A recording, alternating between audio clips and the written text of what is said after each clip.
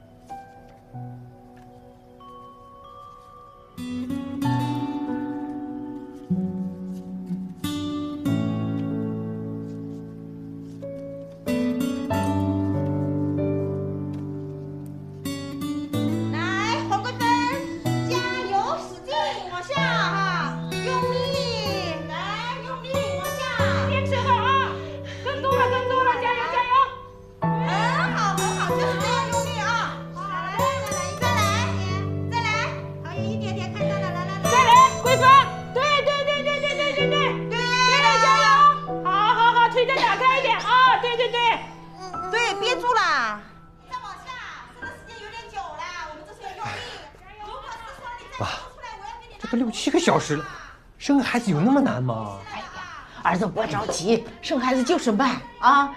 这次一定生个大孙子，好事多磨。孙子好啊！来，黄贵妃，往下用力，好，加油！来，来吧，使用下去，你看出来了啊！时间有黄贵妃家属，生了，我们都是，哪儿女孩啊？女娃。啊，怎么是个女娃？女娃也挺好的，6斤3两，母女平安啊！哎呦，只能生一个呀！啊，这可怎么办？怎么办？咱们老叶家2代单传。是呀，儿子，不管想什么办法，咱们继续生。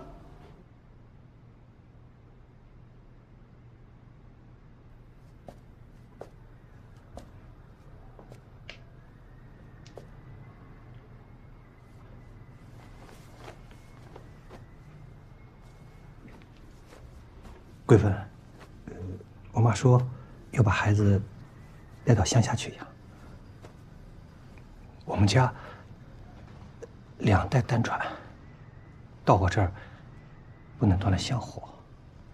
我妈说了，你在供销社工资也不高，干脆就别做了，在家养着。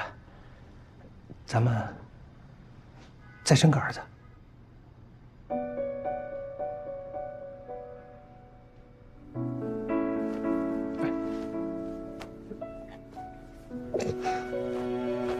贵芬，你给孩子起个名吧。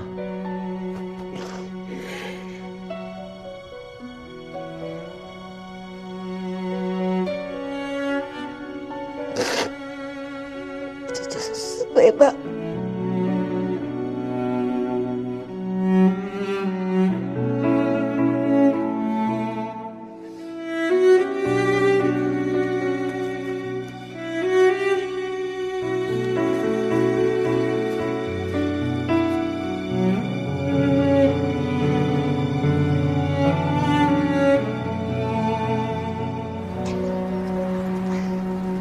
加把劲儿啊！你使点劲儿行不行？还没有思北劲儿大。思北留在我妈那儿，我也不至于工作丢了吧？我现在一个堂堂人民教师，给你来卖早点，人家诚心要举报你，跟我有什么关系啊？那也是你非得让思北回来呀。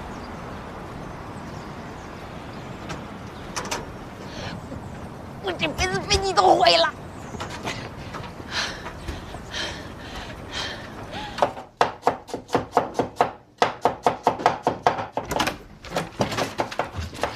妈，你看我考了全校第1。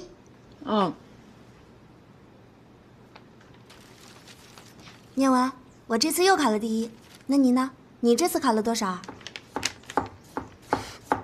看你这表情，不会又是倒数第一吧？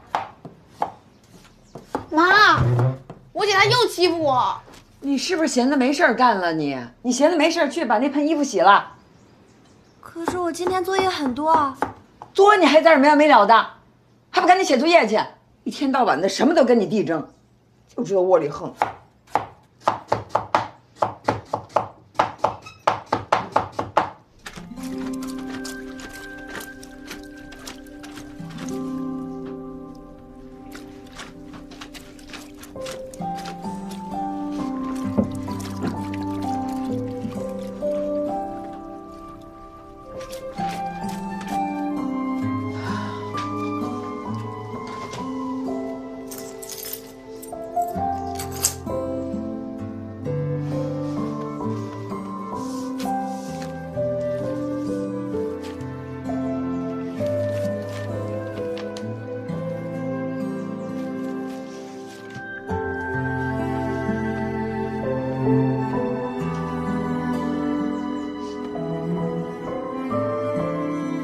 我不退学，我要读书。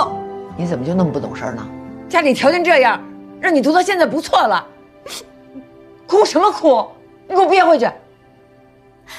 妈，我求求你了，我成绩比弟弟好很多，他那高中你们还花了择校费，但是我一定可以考上一个好大学的。你这孩子你怎么就这么不听话？你怎么样样都得争呢你？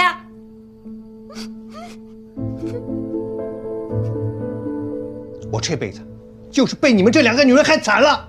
妈，你从来没有真正关心过我，你眼里只有你儿子。妈，你烦不烦呀？你又看不懂，你思想都落后了好吗？那你别管我了。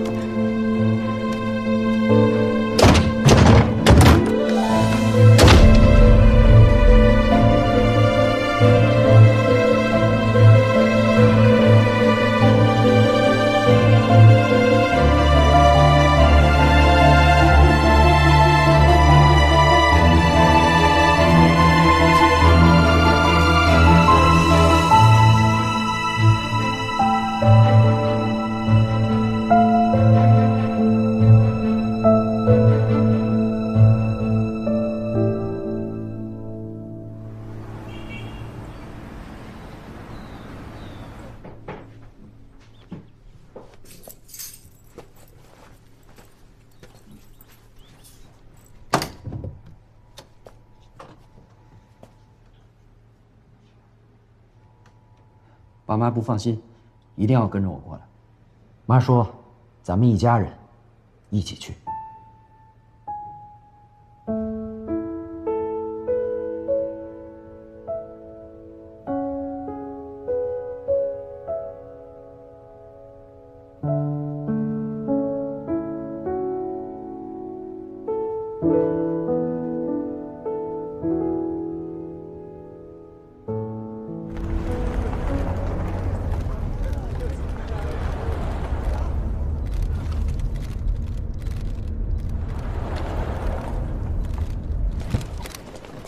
不好意思，别拍了，别拍了，别拍了。我们就想问一下叶女士，哎，叶女士，请让让好吗？请让让，请让让，请让让。对，叶女士，别拍了，别拍了。不好意思，别拍了，别拍了，谢谢。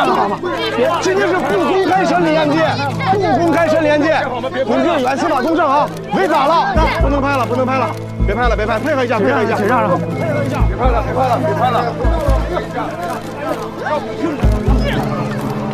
让一下好吗？别拍了。别拍了，别拍了！叶小白，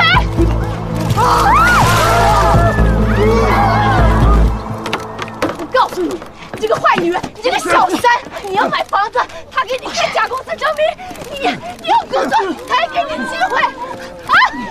你丧尽天良！不要拍了，让一下好吗？你破坏别人的家庭，你丧尽天良！你们听听，这是强奸吗？你们听听，这是强奸吗？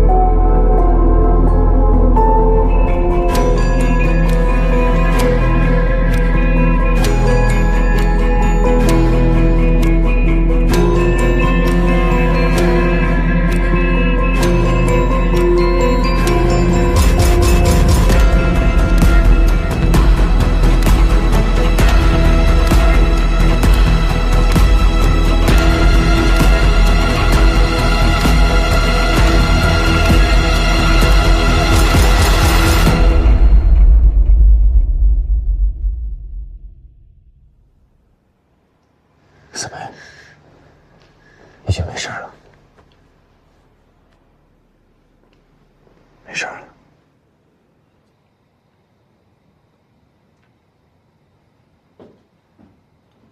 没事了，思贝，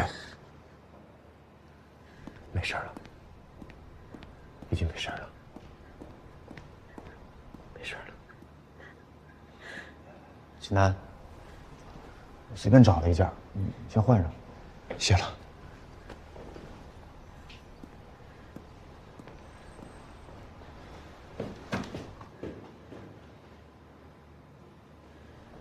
姐，你听我说，那个音频我没有可以，是我知道，是我知道你没有，我没有啊，他们也不敢放到网上，放网上如果传播起来，是犯。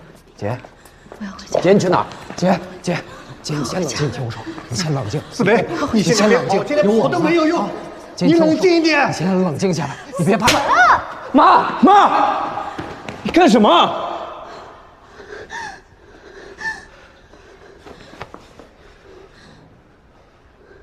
说要报警的是不是你？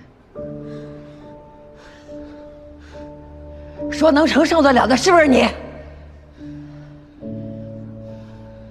我们全家陪你来了，你现在想回去？我告诉你，谁也回不去。你知道我们下了多大决心吗？我们为你受多少罪吗？你知道我们为你被别人抽了多少次鸡人骨吗？你要脸，我们就不要了吗？思培，我告诉你，路是你自己选的，你就是贵人，你也得给我伺候到底，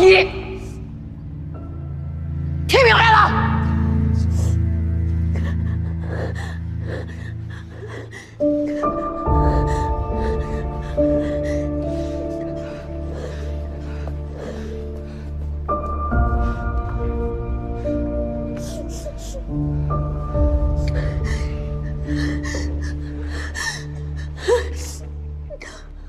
思培，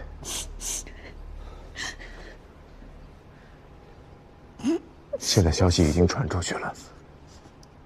如果我们就这么走了，那我们一辈子都洗不清了。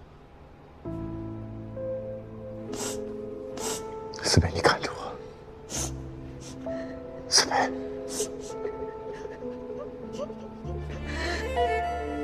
我们已经走到这里了。你想想自己是怎么走过来的？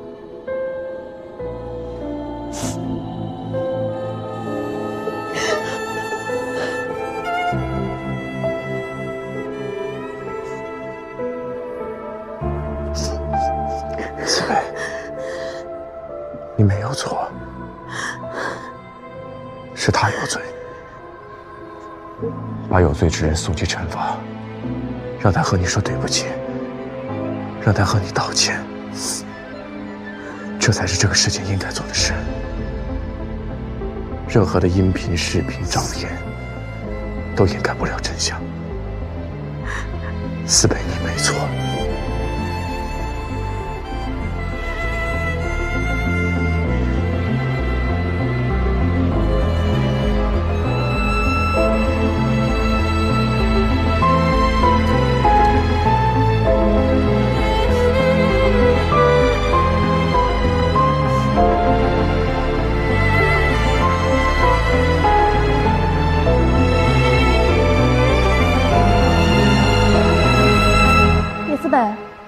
有些情况要跟你说一下，麻烦你跟我来。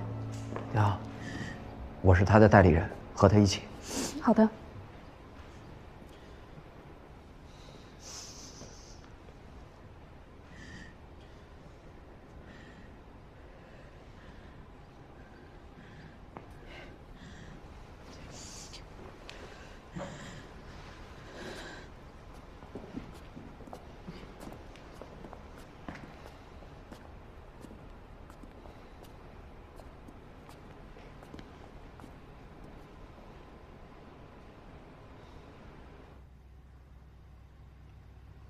叶女士，公诉机关向本院申请了延期开庭。为什么？因为被告人的辩护人提交了公诉机关未掌握的有关定罪量刑的新证据，需要调查核实。具体开庭时间，我们会另行通知。好，谢谢你，姐，先别担心，这也是正常流程。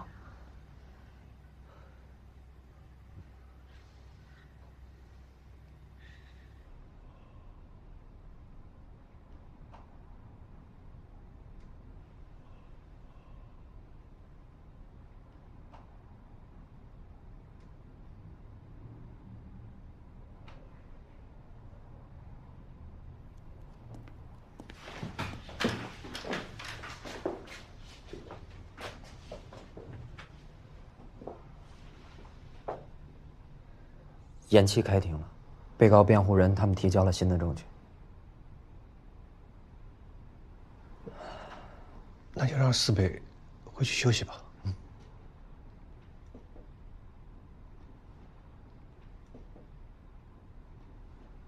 四北，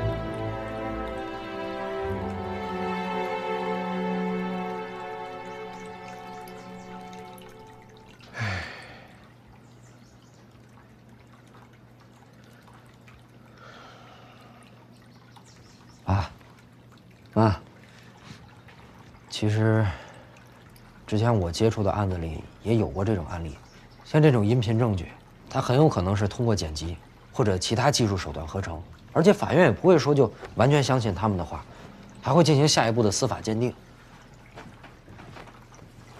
咱们就退一步来讲，就算这个录音是真实的，那也不能说明什么呀。被害人在当时那个情形下，为了保证自己的生命安全，只能配合加害人提出的要求。这官司还没开始打呢，咱们自己人不能先乱了阵脚。妈，爸，儿子说的对。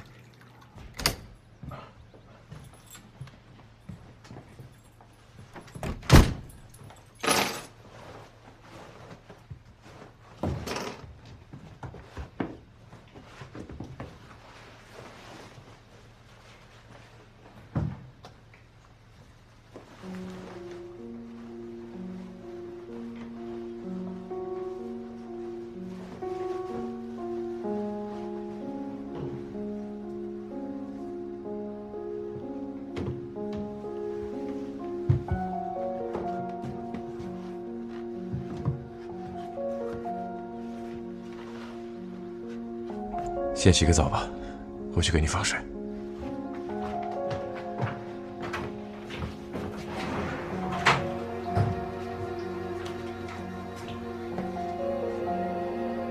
听录音的时候是什么感觉？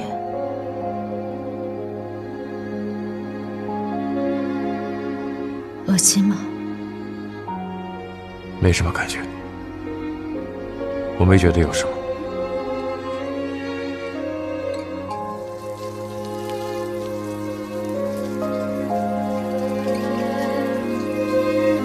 你真的会相信我吗？你真的不介意这种事情发生吗？你真的会爱我？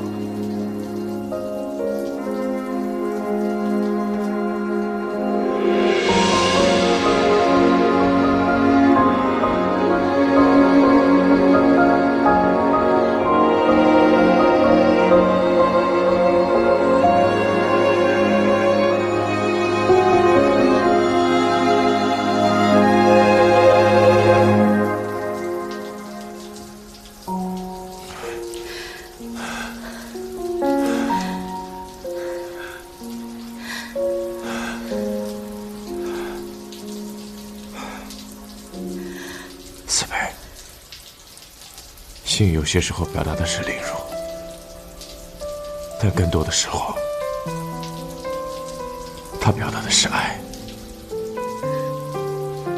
叶慈梅，我爱你。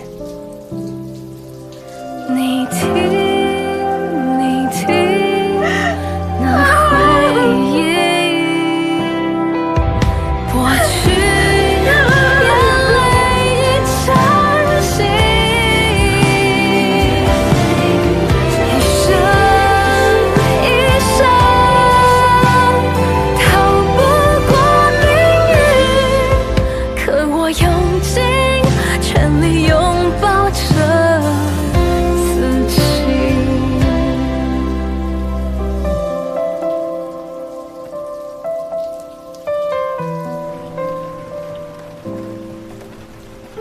但是我害怕极了，我看不见，脑子也是一团乱，我就想着，我一定要活下来，所以他让我做什么，我就得做什么。济南，如果一开始我没有报警，拿了钱，会更好吗？如果你不报警，他们是不会和你谈钱的。如果呢？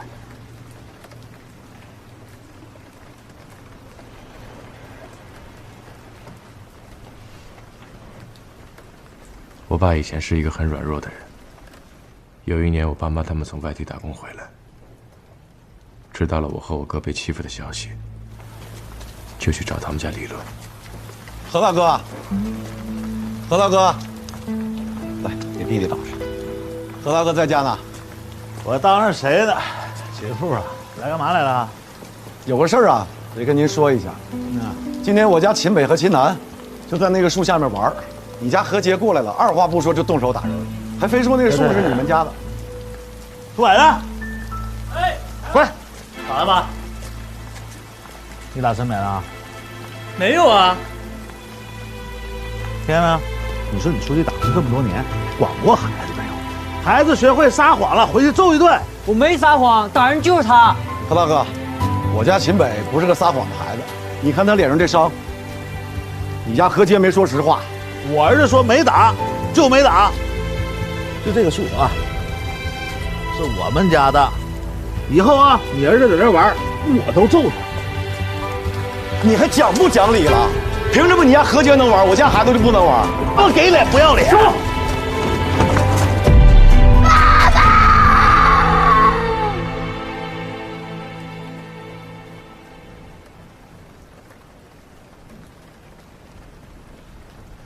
这么多年来，我脑海里一直记着这个事情。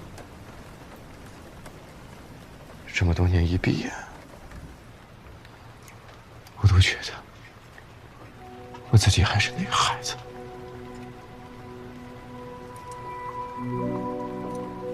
我什么都做不了。听着我爸和我说，孩子，没声音，不要哭。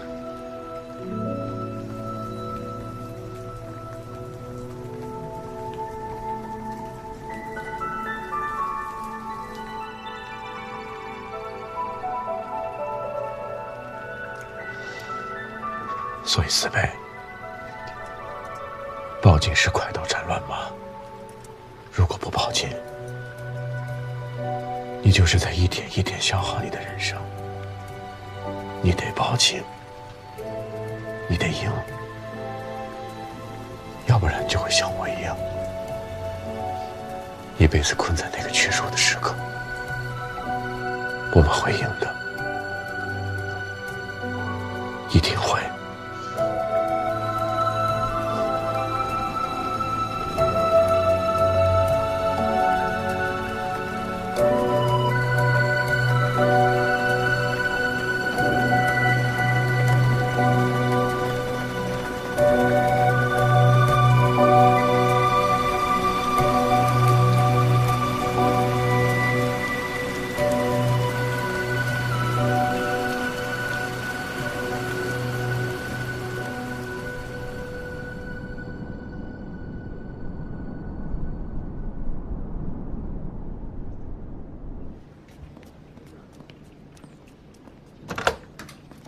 回来了。回来了，穆律。哎，赵总，哎，你这是干嘛啊，哥？见你好几天了，去晦气。哎呀，行了。哥怕这事给你弄魔怔了，你胆胆。哎，文文呢？他还好吗？挺好的呀，上学去了。啊，那就好。哎呀，王律师，谢谢您了。客气了。哎，请坐，请坐，请坐。正好我有一些情况啊，也想跟你们再沟通一下。哦，你说。虽然说我们申请了延期开庭，咱们提交的证据也正在进行司法鉴定，但是我始终认为，这个案子，我们是不是可以考虑做其他方面的工作？您的意思是？虽然说这个案子不会公开审理，但是它已经造成了极大的影响，我想自媒体是不会放过这个热点的。所以，即便我们赢了官司，最终的结果也会是两败俱伤。反正无论如何吧，要把损失降到最低。其实这个案子还有一个关键的证人，楚楚。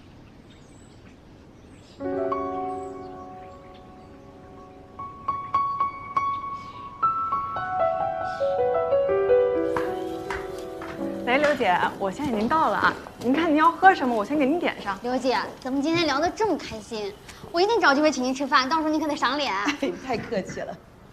刘姐，薇姐，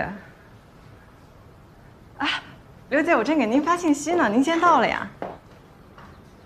楚楚，好巧呀，你也在这有客户？巧吗？楚楚，不好意思啊，我要买的房子呢，已经请苏二姐帮我签好了。刘姐，咱之前不都说好了您找我吗？我今天合同都带过来了。行了，对不起啊，我有事，我先走了。好的。哎，刘姐，刘姐，楚楚别这样啊。刘姐慢走。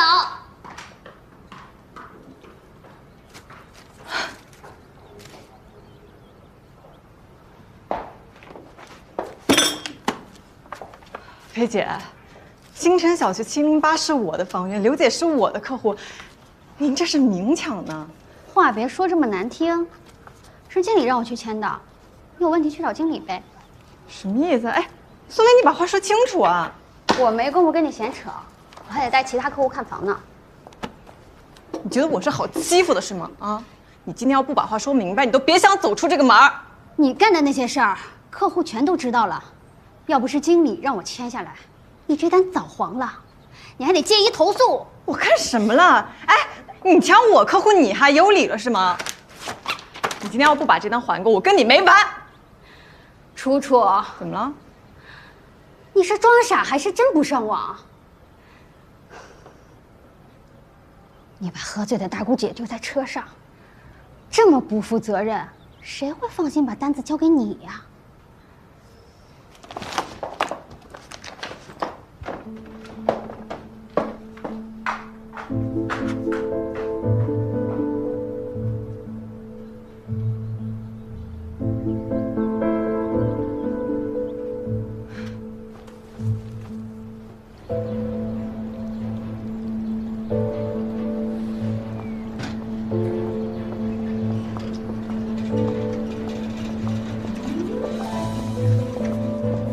爸，我回来了。哦，回来了，我马上做饭。我不吃了。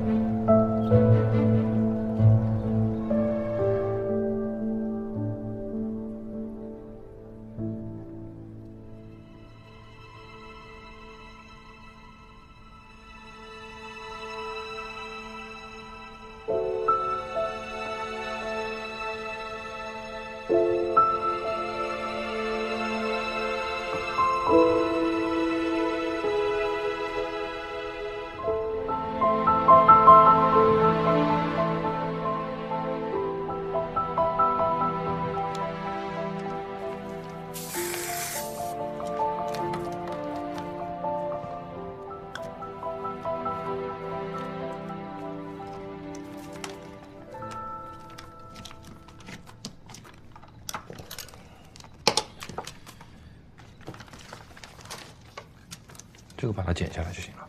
对，沿着它剪就行，沿着这个片儿。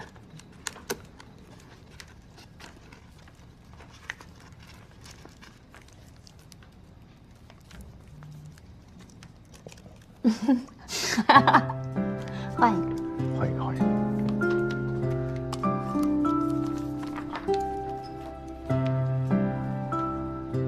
好，去开灯。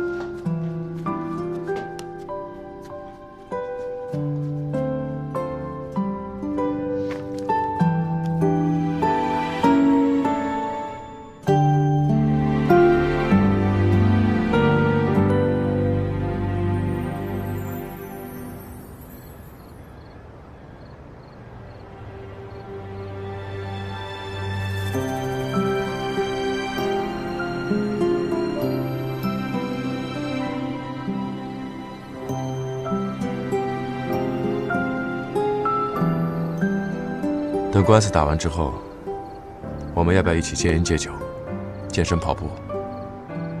然后呢？想活得久一点。活得久一点做什么？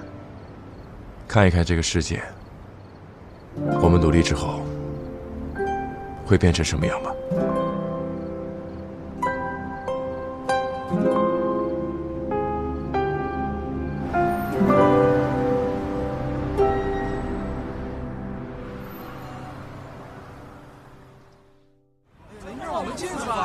退一下，退一下，退一下，让一让，请不要妨碍我们工作，请大家配合我们工作，不要在这里聚集。我们都大老远来的，您通融一下呗。各位同志，这里不能参观，不能拍照。警察同志，今天是在审叶思北的案子，我是做法律科普，您就让我们进去看看呗。各位，该案件不公开审理，不允许旁听，大家都请散了吧。谢谢大家。请大家配合我们工作，谢谢大家配合。好，谢谢大家配合。还来一趟。来，走吧。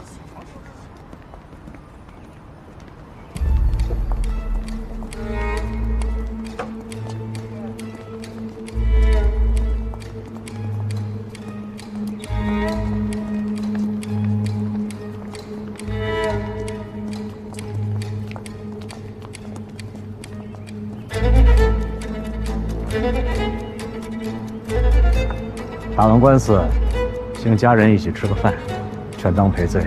说不定是我请孟律师吃饭，给孟律师赔罪。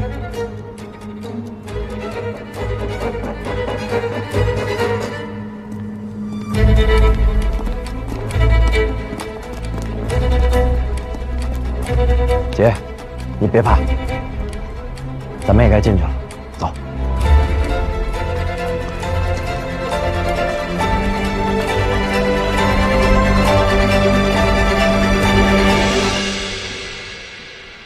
姐夫，爸妈，你们作为家属，一会儿就在这个等候区里等。姐，楚楚，一会儿要在庭外等候传唤，想跟我进去？一定会赢的，我们在这等你。沉住气啊！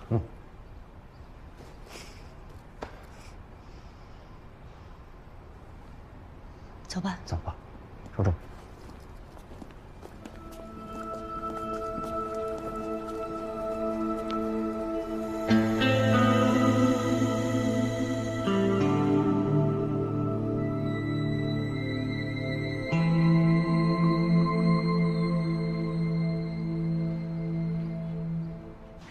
整你的！我们能赢吗？您放心，我们会根据法律规定将罪犯绳之以法的。辛苦了，姐，楚楚，一会儿2位法警同志会带你们到等候区等候传唤，我和龚诉人要准备上庭了。好，你们走吧。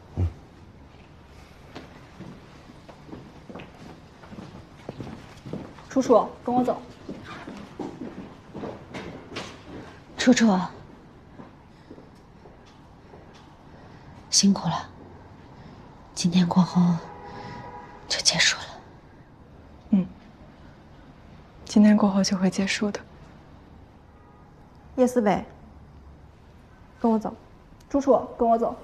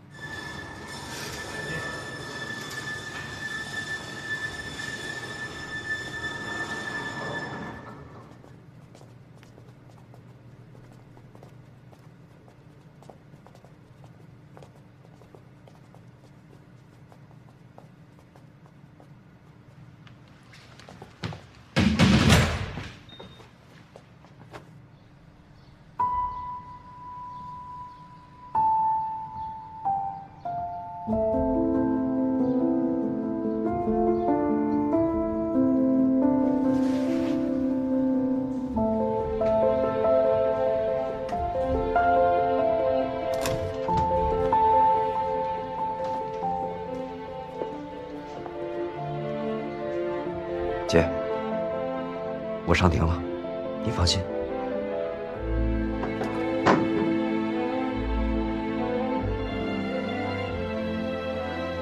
念文儿，这一场审判影响的不只是我的人生，还有秦南。他或许一生都停留在那个孤苦的年少，质问这个世界的法则。只有这个案子赢了，才能给他想要的答案。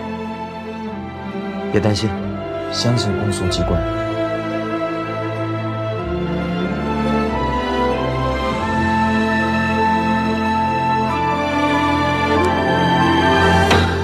南城市人民法院刑事审判庭现在开庭，请法警带被告人范建成到庭。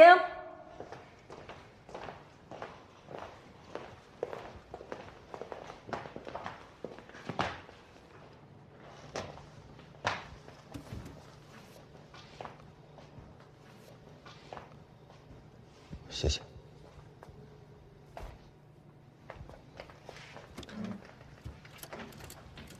站起来。下面由公诉人宣读起诉书。南城市人民检察院起诉书。说说阿姨，您这有什么需要，到时候直接跟我说。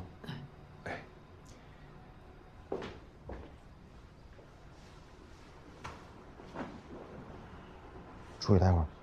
好。爸妈，你们先在这坐着，我去跟张队出去一趟，有事随时给我打电话。哦。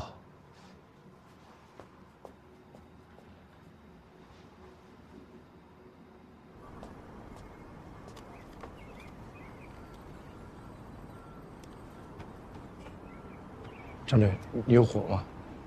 这不让抽烟。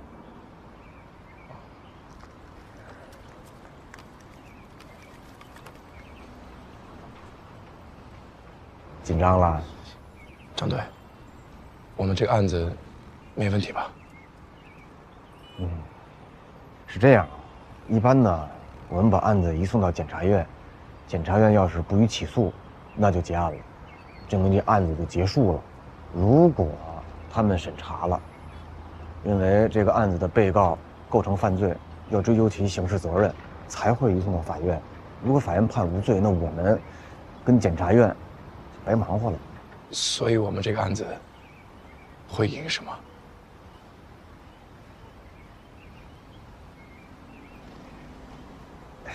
坚持下去吧，坚持下去不会让你失望的。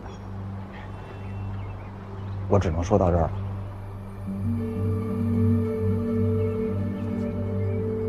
可有时候坚持这件事情，比我想象的难太多。而四北也承受的够多了。4月9号晚上，万福地产的郑强给我打电话说同意跟我谈合作了。郑强这个人吧，他特别爱热闹。来，请进。我就把当时在公司里还在加班的员工都给叫上了。不知道是什么原因，郑强觉得叶思北在饭局上好像得罪他了。哎呀，老范，你们的员工不给我面子呀？他是新来不久，很少参加这种酒局，酒量也不好。我劝过几次没有用，在喝酒的过程中，叶思北就跟我讲说酒席之后让我把他送回家，我也答应了。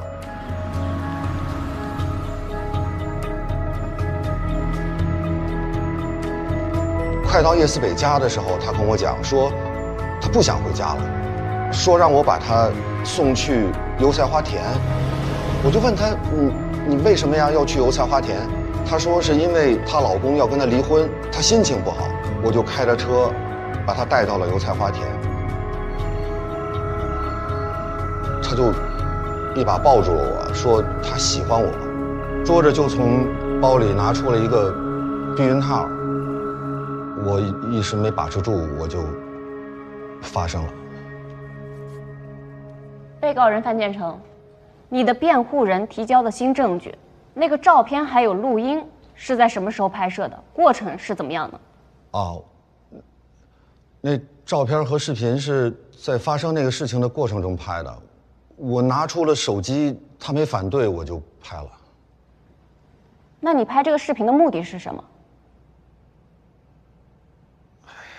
可能当时我们两个都太兴奋了吧，可是事后等我冷静下来之后，我就很害怕，因为两个人对吧都有家嘛，我就跟他说，我说只此一次，下不为例。可是他不同意，他说让我给他10万块钱，说如果不给他钱，他就会把这件事情告诉别人。如果如你所说，被害人当场就威胁你，为什么他会一个人被丢在油菜花田里？你不害怕吗？我害怕什么呀？我当时气坏了，我真的是觉得他跟我说的所有的话都是在骗我，包括刚才发生的一切都是假的。我觉得他是在诈我，所以我就没答应，我就自己开着车走了。第二天他给我打一个电话，说他已经报警了，但是事情还有转圜的余地，说让我再好好的考虑考虑。我没有做什么事儿，我没犯罪啊，所以我就没答应他。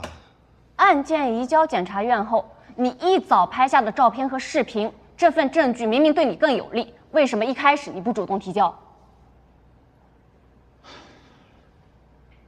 不到万不得已，谁会愿意把这种东西拿出来示人，对吧？你说叶思北主动勾引你，并且屡次威胁你，你既然已经遭到了第一次威胁，为什么后续不录音，不保留证据呢？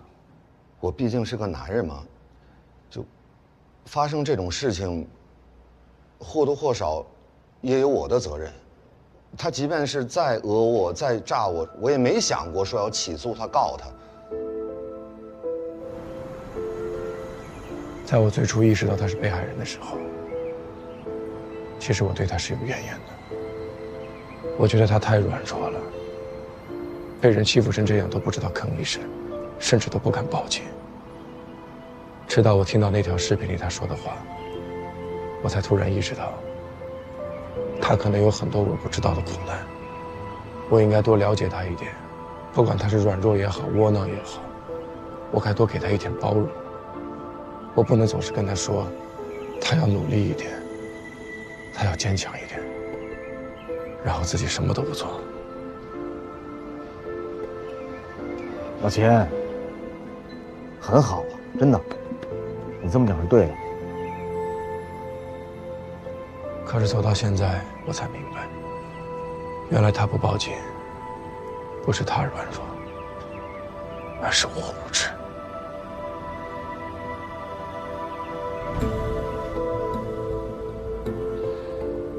我根本就不清楚这一路会面临什么样的困难。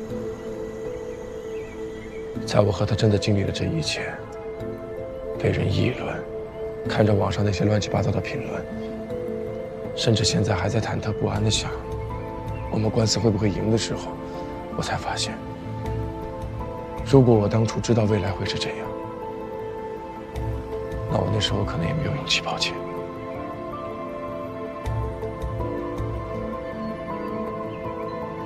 可他是明知未来会是这样，最后依然选择了抛弃。后悔了？只是有些时候自己很恍惚，坚持的意义到底是什么？如果我们这个案子输了，那我们一起经历的这一切，到底还有什么价值？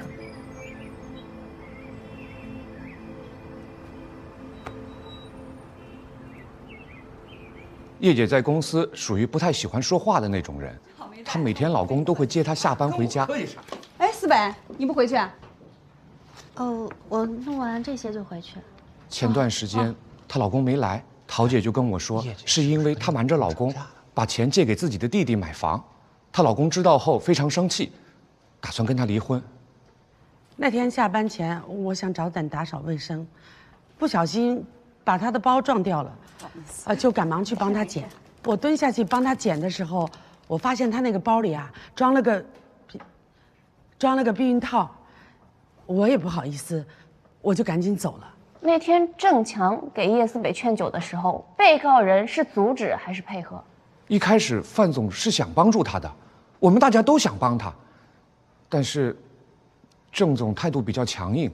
我就是觉得吧，喝酒他就是喝一个气氛，我在哪儿都这么喝啊，你喝一杯我喝一杯，这是个互相尊重，是不是？喝开了那多热闹啊！哎呦，大家都端着，那这饭吃，啊，那吃饭有个啥意思是吧？当时叶思北一共喝了多少杯酒？大概10杯左右吧。那个姑娘呢，她就是个年轻职员，那大家敬我酒的时候，那都是一杯一杯的敬，她就偷奸耍滑想赖酒，她不给我面子，那我也就不能惯着她了，那咱就互相喝呗，那我绝对让她要。先生，手不能待在这里。 4月10日凌晨5点49分，110报警中心接到报案，报案人称他被困在花田，需要一件风衣。我先赶了过去，有执法记录仪为证。他躲在花田里，面色苍白，整个人一直在抖，根本无法正常交流。我意识到情况不对，便打电话给同事，通知现场勘查，随后带叶思北到医院做相关检查。据您所知，当时叶思北的报案内容是他需要一件风衣，他并没有直接报案强奸，对吗？是。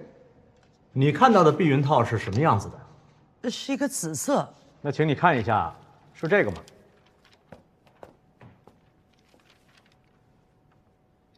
是这个。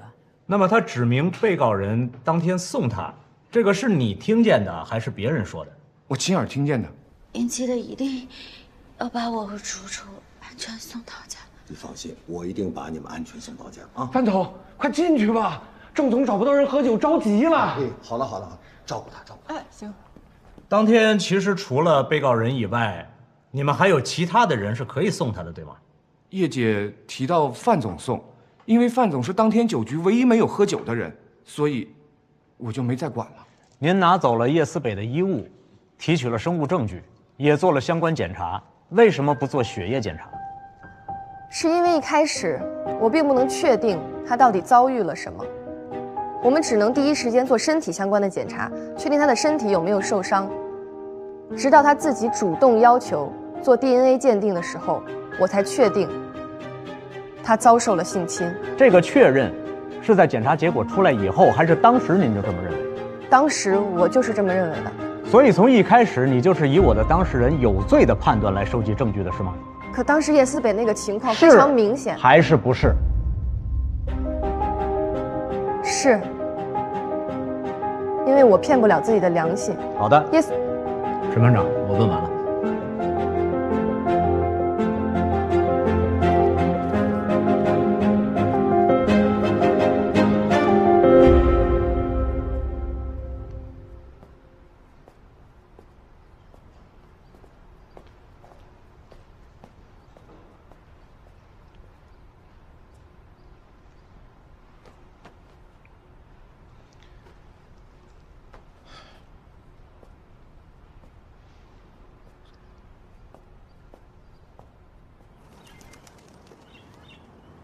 阿钱，以前我们这儿啊，有一个案子，这人的犯罪时间呀，是从1993年一直到2009年。这期间，他强奸妇女数十起。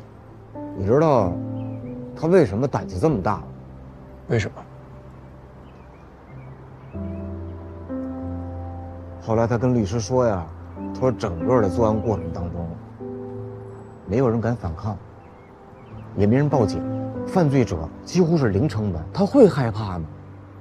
不可能的。你别指望着一个坏人突然有一天幡然醒悟了，放下屠刀了，这种人，你不对他采取措施，他那个刀磨得会更快。前段时间那网上闹得沸沸扬扬的那案子，有印象吗？那个失踪的女孩。女孩最后找着了，什么都不说，不敢说，不报案，那这个事儿后来不就又不了了之了吗？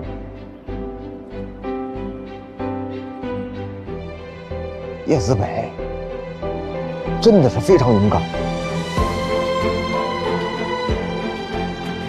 他报案了，他坚持了，这就是对躲在黑暗里的那些自认为不会付出任何代价的人最大的振奋。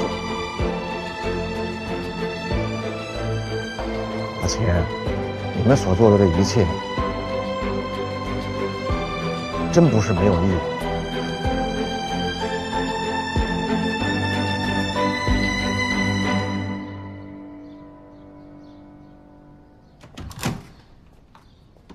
叶思北，到你了。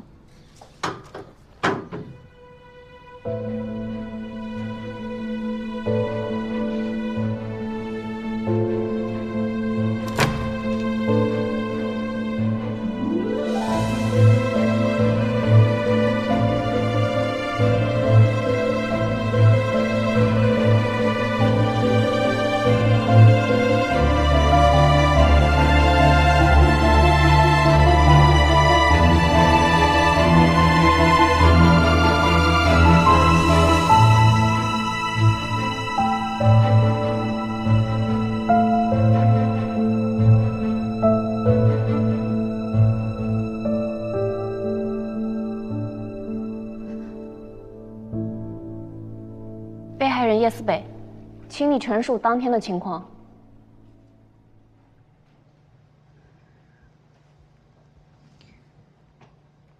我叫叶思北，28岁，籍贯南城，原是富强置业财务部的一名会计。那天晚上，范建成突然回到公司，说要我们都去参加一个饭局。吃完饭之后，他送我回家，我被蒙着眼睛，被他扔下车。他说让我一直往前走，数到1000，不然就杀了我。我很害怕。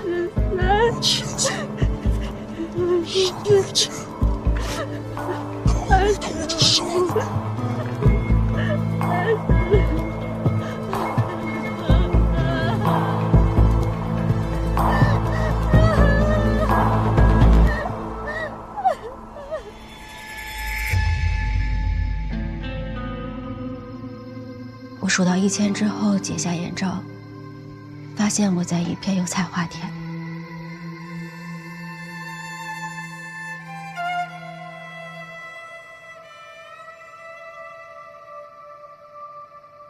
叶思北，你平时是一个很守规矩的女孩子，是吗？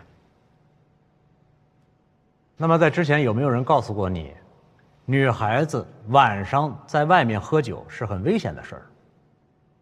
有。那么一个很守规矩的你，为什么明知有危险还会去做这件事呢？您的意思是，女孩子在晚上出去喝酒就有罪是吗？你误会我的意思了。我很好奇，是什么原因驱使你做了这件事？那天在那种情况下，我压力很大，所有人都在看着我，我觉得如果我不喝，可能就会丢了那个单子，导致大家的努力都白费。而且当时在场有这么多熟悉的同事，我没有觉得特别危险。事发以后你报了警，为什么和警察说没事儿？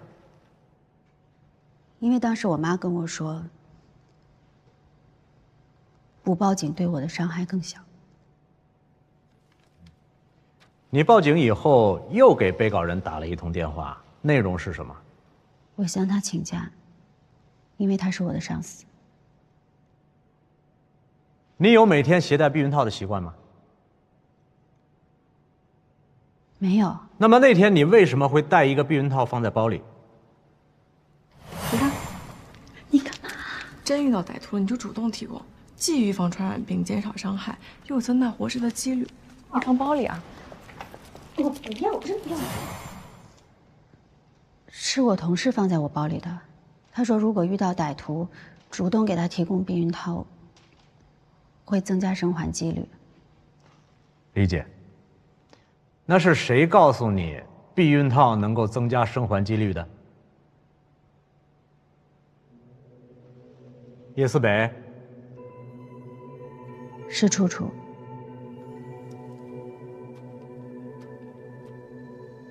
那在被告人对你实施性行为之前，你主动把避孕套给了他，对吗？没有。我醒来的时候已经在进行。那你看见过他的样子吗？没有。你全程蒙眼，确认不知道他是谁是吗？对。大家请看这张照片。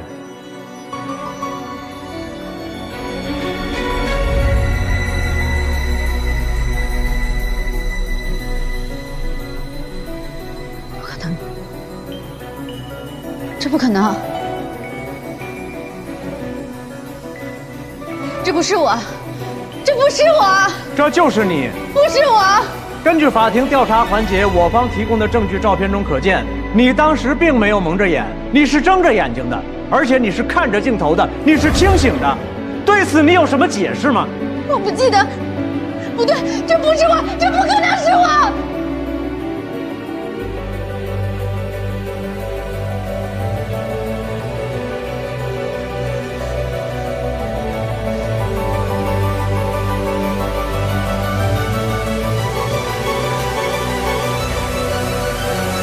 在整个过程中，他打过你吗？你反抗过吗？我反抗了，我抓他了，并且我呼救了。在过程中，你叫了，对吗？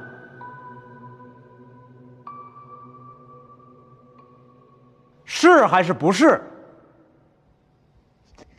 是他逼我叫的，他说如果我不叫就杀了我。在过程中你享受过吗？没有。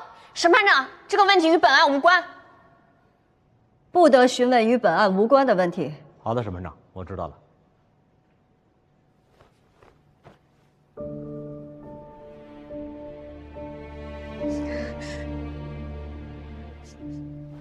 叶思北，你爱你的丈夫，你想和他过一辈子，对吗？你一个月的工资3500是吧？是。你一个月的工资3500，借了信用贷10万，4年还清，每个月还款2400，只留下1100做生活费。然而你们家自己的房贷都没有还清。你的丈夫开了一家汽车修理店，日子过得并不宽裕。你爱他，你想和他过一辈子，难道你就没有考虑过你们自己的未来吗？还是说你有其他的办法？审判长，辩护人的问题已经超出了本案的范围。审判长，我的问题问完了。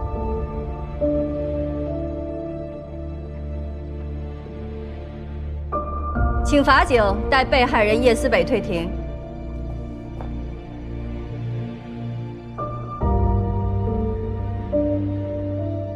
请被害人叶思北退庭。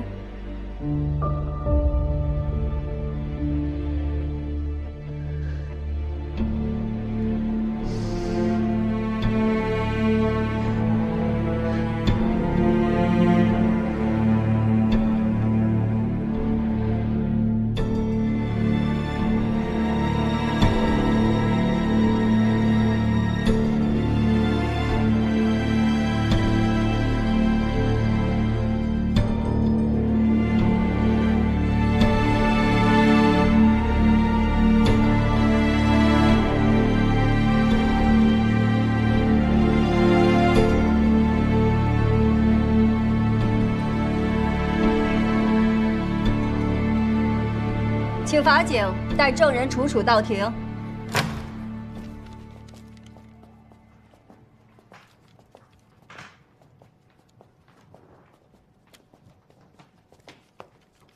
请证人陈述一下当天的事情经过。我叫楚楚，是富强置业销售部的一名员工。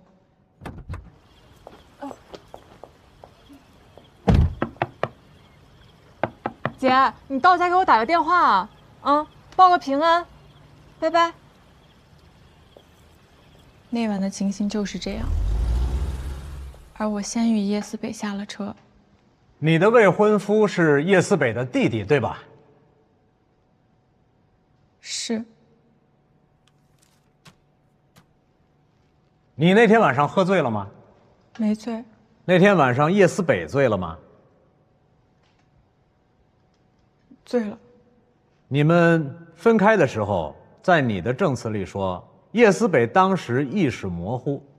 请问这个意识模糊到了什么程度？叶思北都没意识了，你还把人丢在车上，你是人吗？你是存心的吧？你和强奸犯是一样的。这什么人呢？你这么害人！穿着短裙，梳你着大良心不波浪，会痛吗？他也不是什么好人。你有良心吗？他天天去酒局喝酒，背地里跟那些领导不一定有什么事儿。就没人知道吗？逼了个大帮凶，什么人都有。楚楚，请你回答问题。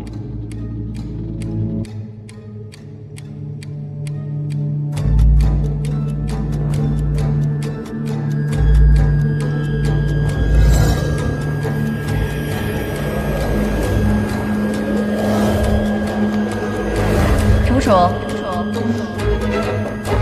你是否身体不适？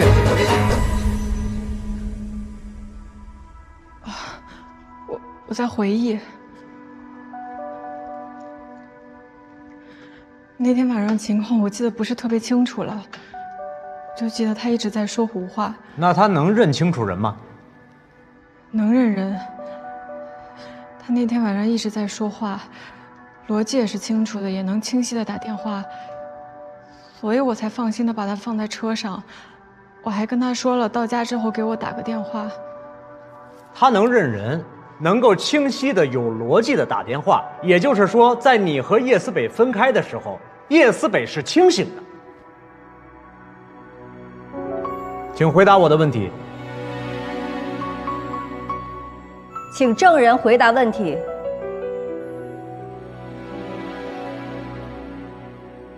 对。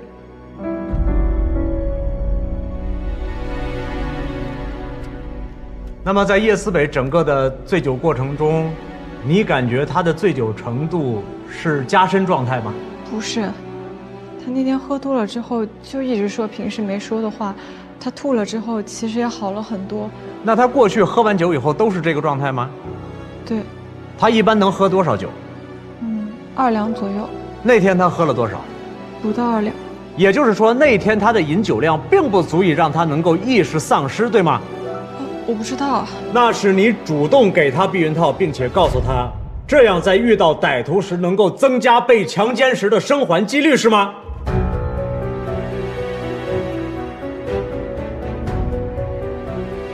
楚楚，请回答我的问题。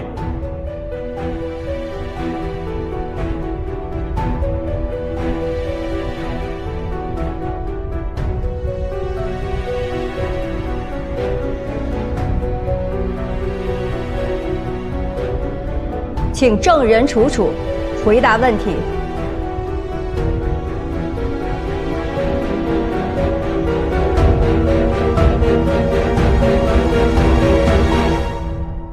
没有，我没有给过他，也没有说过那样的话。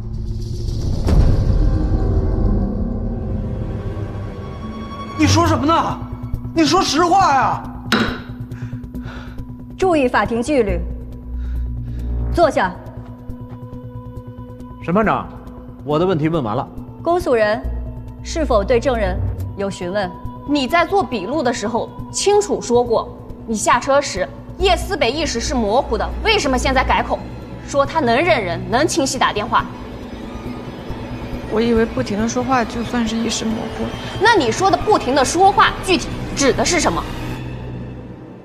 就是平时喝多的都知道呀，肯定会说一些平时不太说的话。他那天喝多之后，就跟我说了很多话。他本来平时也是一个很少倾诉的人，可是那天却拉着我一直说他家里的家庭情况，他心里难受之类的。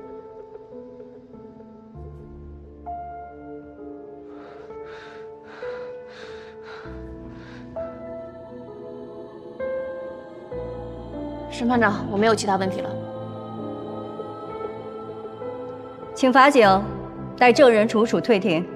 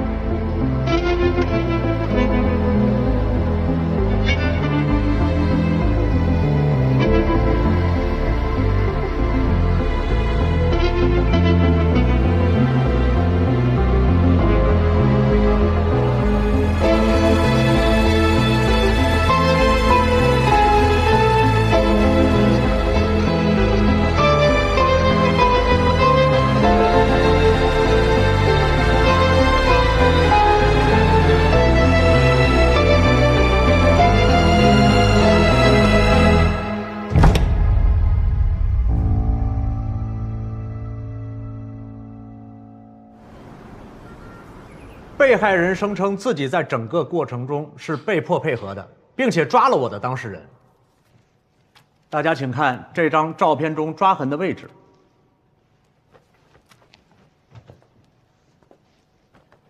是不是这样，才更有可能产生这样的抓痕呢？所以有理由猜测，如此亲密的姿势，说明被害人当时是主动配合的。公诉人提醒辩护人，法庭审查的是事实，而不是辩护人的猜测。从本案案发到被害人伤痕鉴定，已经间隔了一段时间，但是这抓痕依然能够留下，这恰恰说明了被害人是在极端的状态下做出了力所能及的激烈反抗动作，并且这个抓痕呈现出深且凌乱的状态，也恰恰说明了被害人是在极力反抗的事实。但是也有可能是因为性爱的欢愉而造成的，不是吗？辩护人，请不要随意打断公诉人的发言。公诉人继续。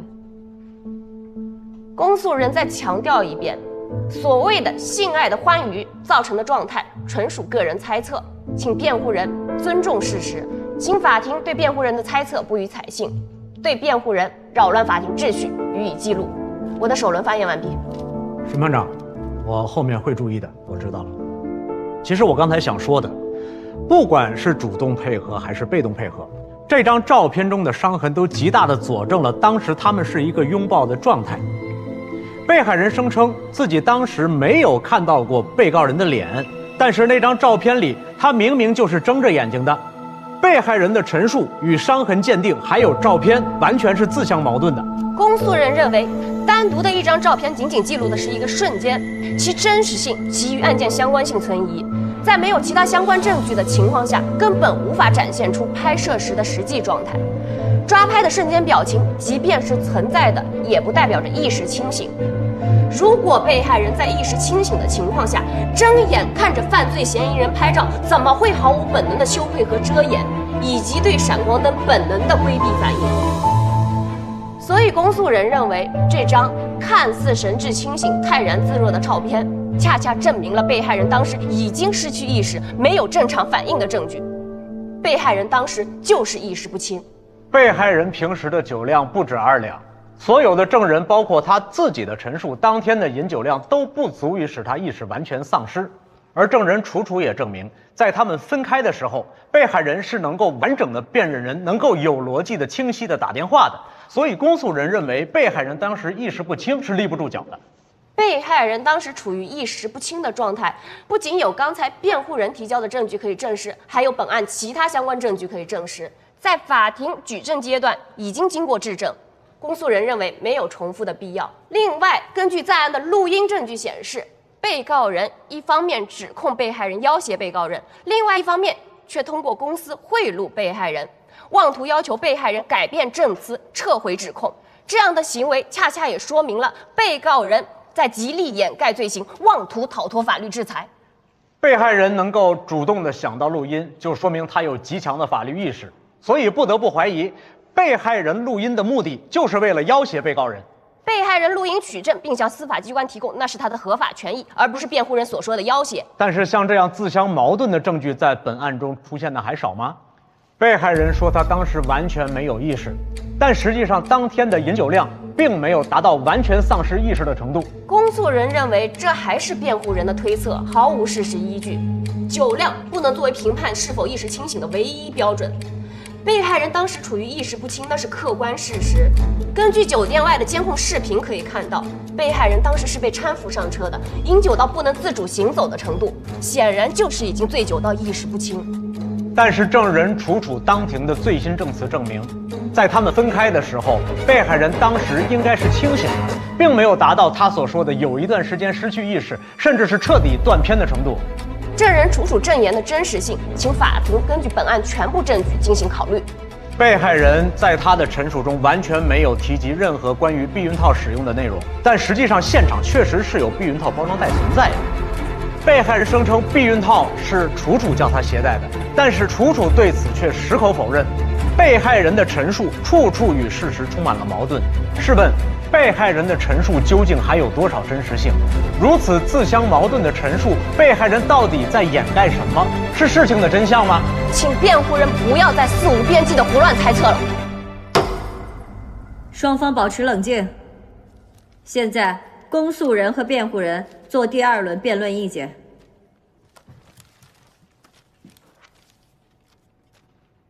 审判长、审判员，本案中被告人与被害人为上下级关系，在案发之前从无暧昧言行，不具有主动发生性关系的常理性。在案发当日，酒桌上存在不正常的劝酒现象，被告人作为上级不加制止，反而放纵劝酒发生。根据酒店外的监控视频、证人证言等证据证明，被害人当时已然醉酒，意识不清，反抗能力减弱。被告人单独带醉酒被害人行至城郊油菜花田，对被害人形成绝对压倒性的密闭环境，导致被害人反抗能力受限的情况下，不知反抗，不能有效反抗，任由被告人摆布，遭受被告人肆意蹂躏。案发后，被害人第一时间报警，提出人身鉴定固定证据。虽然受到多方阻力改口撤案，但这并不能否认本案犯罪事实的存在。结合被害人指控、书证、物证、鉴定意见、视听资料等在案证据，公诉机关认为，被告人范建成以暴力、胁迫以及其他手段，违背妇女意愿，强行发生性关系，其行为触犯《中华人民共和国刑法》第236条，构成强奸罪，犯罪事实清楚，应当追究其刑事责任，请法庭依法裁判。审判长，公诉人的发言完毕。现在由辩护人发表最终辩护意见。审判长、审判员，本案中，被害人在案发前为了给弟弟买房，曾借助我当事人在公司的地位，虚开工资证明，后因贷款被丈夫发现，被害人与丈夫的婚姻产生裂缝，由此可以认定被害人与被告人具有一定的私交，而且处于极其缺钱的状态，具有勒索被告人的客观动机。案件中，被告人的供述与其他证据基本一致，没有瑕疵，而被害人的陈述与证人证言、物证等均有出入。承办刑警林峰出于同是女性身份的认同，对此案抱有主观偏见，所收集的证据偏向性强，可信度低。公诉机关对于被告人的定罪并无直接证据，更多源于常理推断。但从常理来看，案发当日，被害人主动携带避孕套，饮酒量完全不足以让自己彻底丧失意识，却自称毫无意识。酒后在明知与楚楚所住路线情况，两人一路时自计必定会落单的情况下，指明我的当事人一位年长的异性送她回家。事发以后，虽然报警，却并不直接说明性侵，而是等过了好几天才2次报警，种种行为均不符合常理。因此，辩护人认为本案事实不清，证据不足，不能认定被告人的行为构成强奸罪。应予宣告无罪。审判长，辩护人的发言完毕。诉讼代理人是否有补充发言？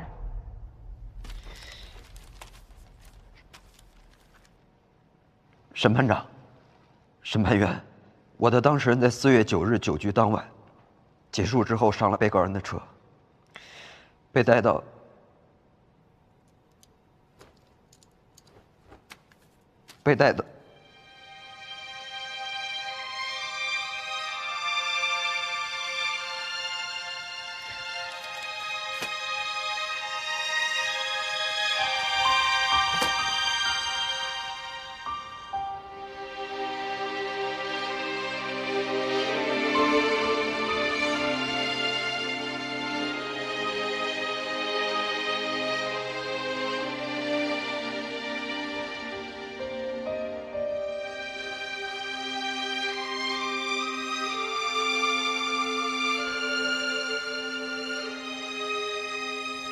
叶思北是我的姐姐，她是一个活得特别小心的人，她爱美，可她平时连手臂都不敢露。她也喜欢化妆，可她从来不会化那些艳丽的妆。她几乎很少一个人在晚上出门，大多数时候都要我爸、要我姐夫接送她。但受害时穿的那件衣服是公司的制服，他一直都很介意，哪怕是在夏天，他都要穿一件风衣裹着。所以在他报警那天，他和警察说他要一件风衣，因为那件风衣对他而言就是一种性的安全防护。风衣没有了，他去和警察要，那就是他在求救。他去报警，我妈拦着他，我也拦着他。因为作为律师，我知道这种案件对于当事人的2次伤害，所以他报警，又否认自己报警。可我姐姐还是选择了2次报警，她不是为了钱，不是为了勒索，她就是想要一份公道。作为一名受害者，一名女性，在面对这样的事件的时候，能选择报警，已经是极大的勇气。我想正义不该让这种勇气泯灭，它应该得到一份公正。我的发言完毕。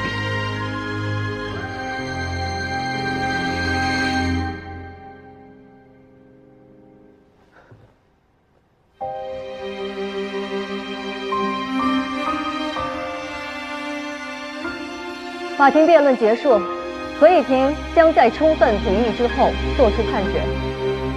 现在休庭。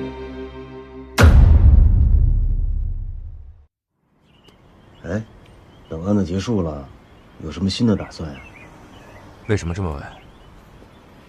劫后重生嘛，不都说可以做一些之前想做没做过的事儿吗？我考虑过，是留在南城，还是去其他城市，主要看思北吧。有个事儿，我一直还挺好奇的。如果嫁给你的不是叶思北，是其他人，你也能接受这件事儿吗？因为之前我们也办过一个类似的案子，最后就是官司赢了，婚姻没了。我们不会的。你们是相亲认识的吧？嗯。结婚就1年多，感情就这么深厚。以前认识啊？没有，不认识，也没见过。真没见过吗？嗯。哎，你几中的？我7中的。哦，那应该不会了。我还想着你们有没有可能是校友呢，是吧？见着比较亲切嘛，不是或者之前见过，后来忘了，那不会了。那2中跟7中，那还是有一段距离的啊。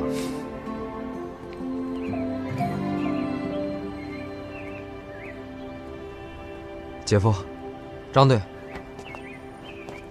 怎么样？你们顺利吗？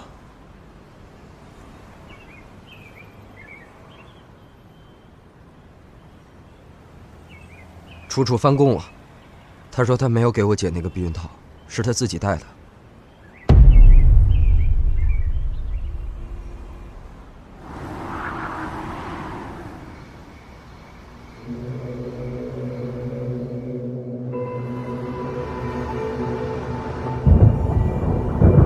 请全体起立。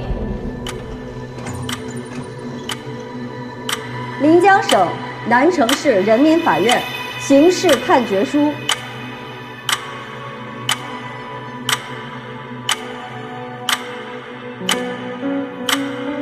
本院经合议庭评议，并提交审判委员会讨论决定，公诉机关指控被告人范建成犯强奸罪的证据不足，指控的罪名不能成立。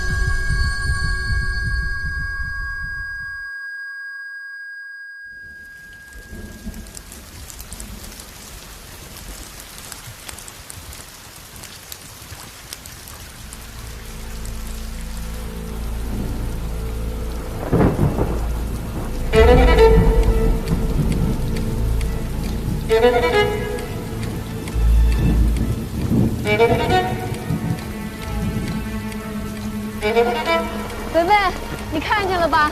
爸爸已经无罪释放了，他是好人，他是被别人冤枉的。爸爸很快就能回家跟你见面了。对，我是无辜的，我是清白的。我要感谢法律，感谢法院，把清白还给了我。当然了，我也谢谢我的太太，她辛苦了，一直陪伴着我。身为别人的父亲，身为别人的丈夫，我也确实有做的不好的地方，也同时希望大家能够引以为戒，我自己也会做深刻的反思。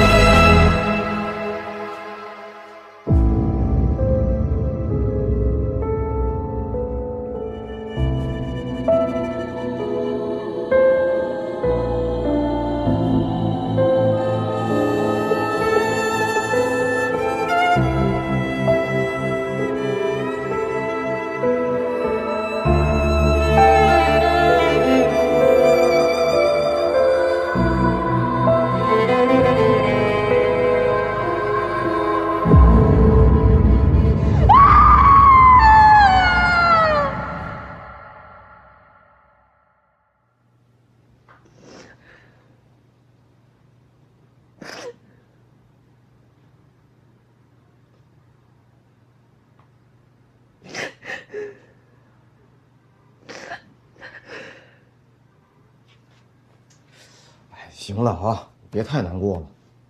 我跟你说，你可是个警察啊，你不要对一个案子陷太深。不管做什么事情，尤其是办案子，你不能被情绪所左右了。我是警察，可是张队，我也是个人啊。是个人，他就会有良知，对吗？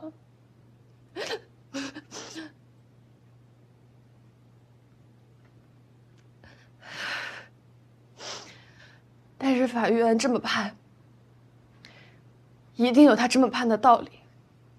我懂。离开法院之前啊，我去找了一趟高法官。哎，高法官，张队，辛苦了啊！你也辛苦。我想问你一下啊，今天这案子为什么会这么判呀？我很遗憾。我知道叶思北不容易，走出这一步需要极大的勇气。但是作为法官，我们只能依据证据和事实来做出判决，尽最大的努力，给大家公平。我给你讲个99年的案子吧。当时一名女性指控对方强奸，虽然证据链上有些瑕疵，但是基本上可以推断是那名男性所为。加上当年重口供，那个女的哭得又实在是凄惨，于是那个男人被判了12年。12年，他出狱以后一直在申诉，前后奔波了很多年，直到一个在逃的犯人自己认下了当年的案子，他才洗刷冤屈。可谁又能想到，竟然真的就有这么巧的事情。哎呀，高法官，你说含冤12年，又申诉多年，那您说这个人大半辈子不全耽误在这件事上了吗？所以，我们需要理解，一旦触犯法律，无论是受害者得不到公正，还是无辜者受到冤枉，那都是巨大的苦难。我们所能做的，就是准备更充分的证据，探索最接近真相的事实。我相信你明白我的意思。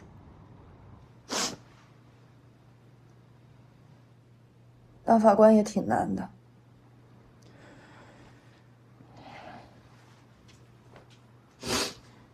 你呢，要是真有心啊，就把这个案子查下去。这案子没完。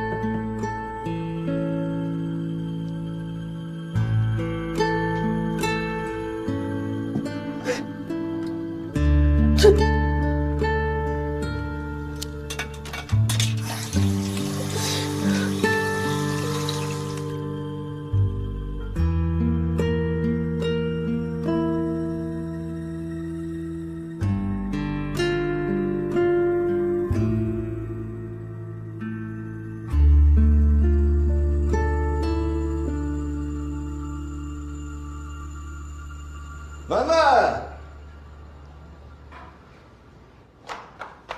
文文，哎呀，爸爸的闺女在哪儿呢？哎呀，文文，想死你了，你怎么才回来呀？哎呀，爸爸想死你了！哎呀，使劲抱抱，再亲一下。没亲够。哎呀，文文真好看，越来越好看了，是吧？爸爸，他们都说你做坏事了。谁说爸爸做坏事了？他们抽他，爸爸是好人啊。哎呀，我爸爸使劲抱，使劲抱。赶紧带他去睡觉吧。去睡觉吧。我还想跟爸爸玩一会儿。哎呀，你明天再跟爸爸玩吧，爸爸都回来了。文文啊，爸爸回来了以后，天天都能陪着你。你今天早点睡，明天呢，爸爸陪你玩一整天，好不好？好。哎呀，我亲亲爸爸的小公主。好，去睡吧。哎，去睡觉。爸爸妈妈晚安。晚安。哎，晚安，晚安。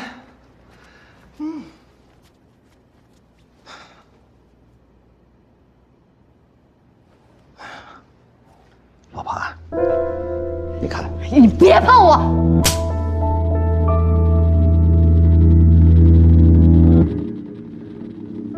你把那么肮脏的东西放在我女儿的奖杯里面，你是不是人呀？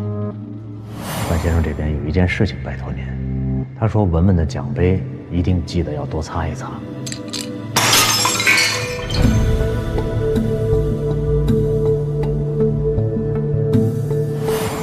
知不知道，你今天能站在这说话，都是因为我。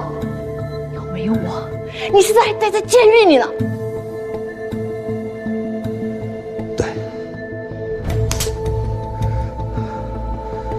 是我不好，真的对不住了，老婆。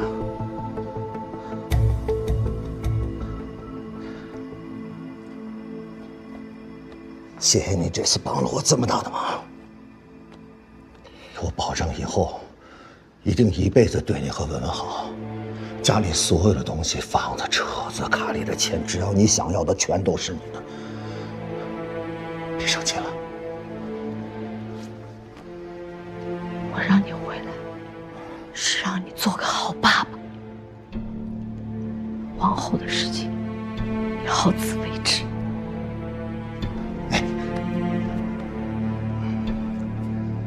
那U盘，U盘啊，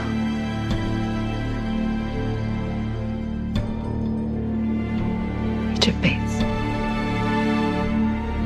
都不会知道那个 U盘在哪。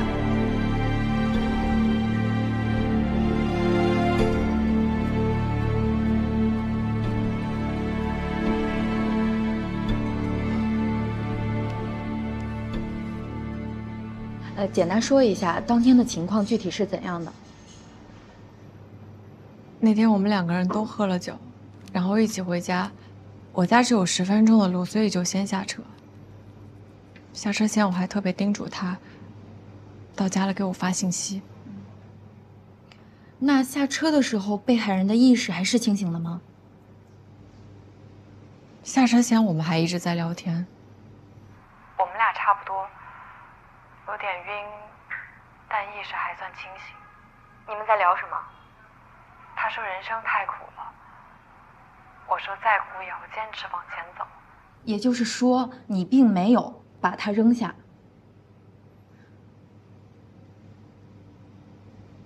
那天就我跟他在车上。按照你们的说法，如果那天是我家离得更远一点，那后来出事的人就是我，就是他扔下的我，对吗？我们2个人，不是他有罪，就是我有罪，是吗？那他后来跟你确认回家信息了吗？我只能说我是确认他安全了，我才睡下的。我这个问题我不想再回答了。网上都在传被害人贷款是为了给您和他弟弟买婚房，这件事儿您提前知道吗？不知道。我们俩要结婚是2家一起商量过的。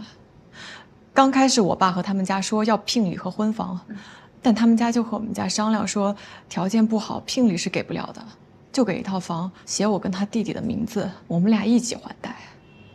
我一直以为这个房的首付是男方的父母凑钱买的。如果知道叶思北也出了钱，我是不会要的。现在为了打这个官司，房子也卖了，我和他家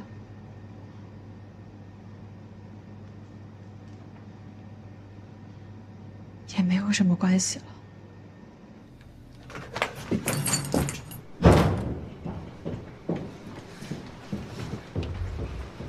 叶文，你去哪儿？叶文，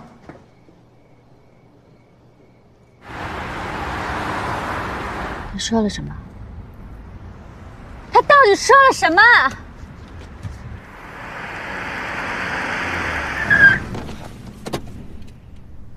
说你是清醒的。什么清醒啊？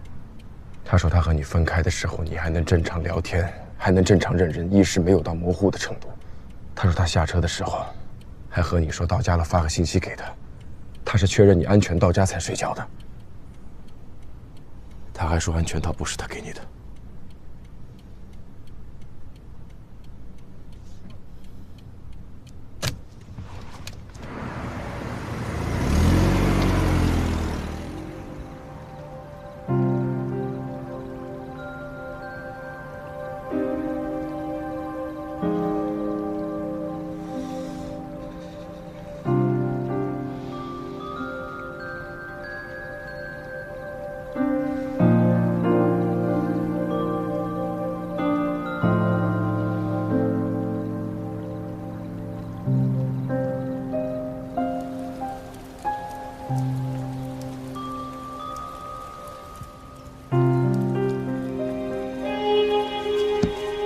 爸，我出去一趟，我今晚不回来吃饭了。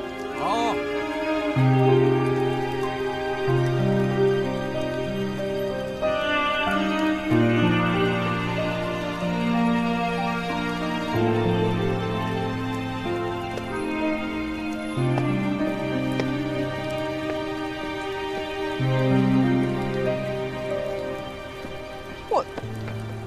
你慢点。下着雨呢，你怎么不打伞啊？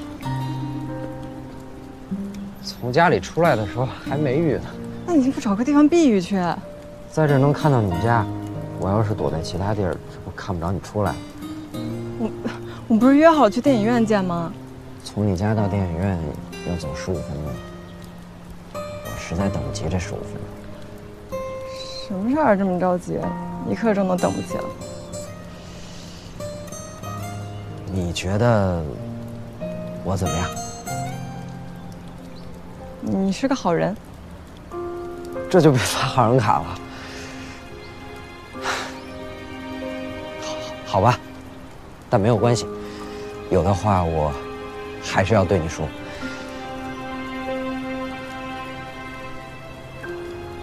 楚楚，我喜欢你。虽然我也知道现在你可能对我没有那个意思，但你千万别有压力。我愿意陪着你，我愿意陪你逛街，陪你看电影，只要你需要，我全都可以。其实，只要能在你身边，我就已经很开心了。是吗？不求任何结果呀。比起被拒绝，没有结果，就说明还有希望。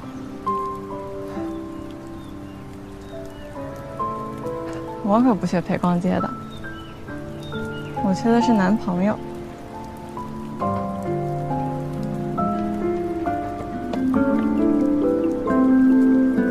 什么？楚楚，这我可以啊，我当然可以了。你可以什么？你可以？我可以当你男朋友。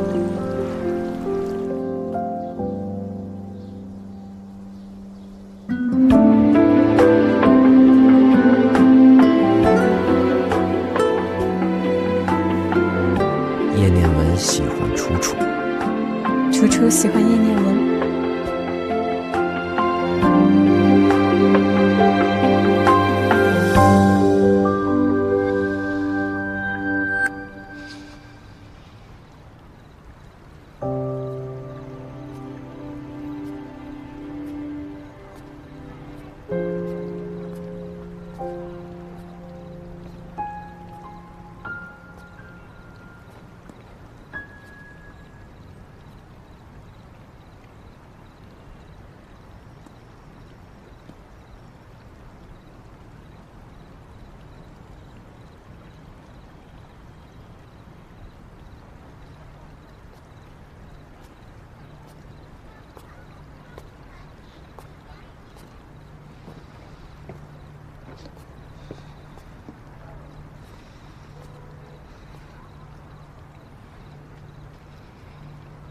你来了。为什么撒谎？撒什么谎？法庭上你撒谎！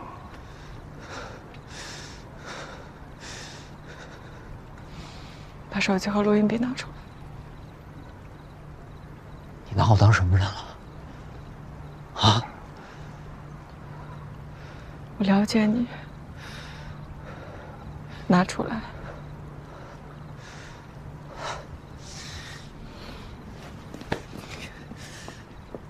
我抓了你的领子，我威胁证人了，就算录音了也不会作数。回家去说吧。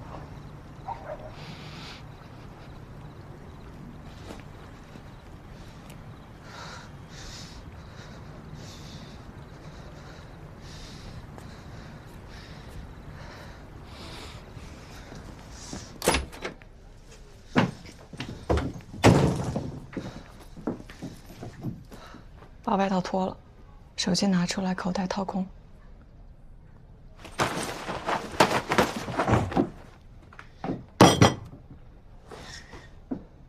写了吗？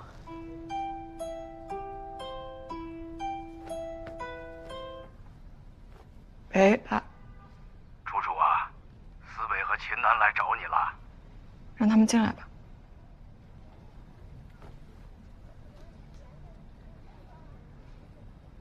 想问什么就问吧。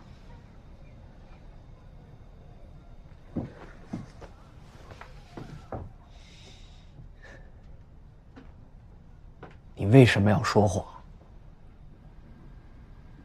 在法庭上，除了安全套那件事情，别的我没有撒谎。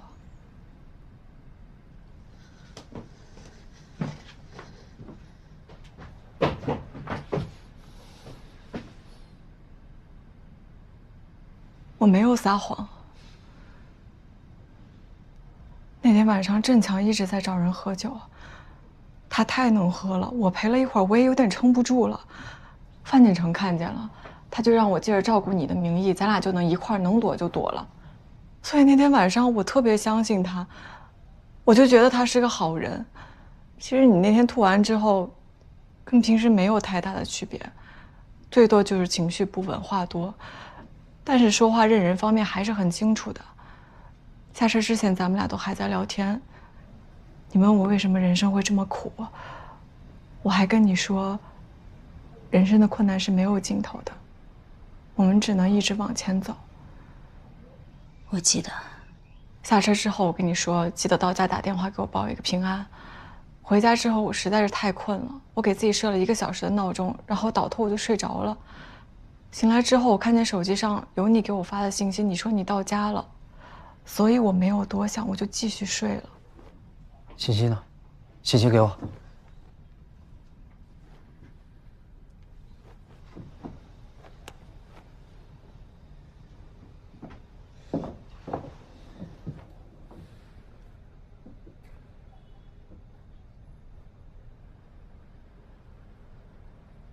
应该是范建成。是范建成开车带我姐到了小区门口，用我姐的手机发了信息再删除，电话也是他打了又删了。凌晨的时候，姐已经没意识了。一开始我想的是这件事儿我一定是要帮姐的，所以你怎么说我就怎么说。信息我没有给警方，你一直说你没有意识了，那就没有意识。他在法庭上怎么又改口了呢？你为什么要说那个避孕套不是你给我姐的呀？别撒谎，你肯定在撒谎。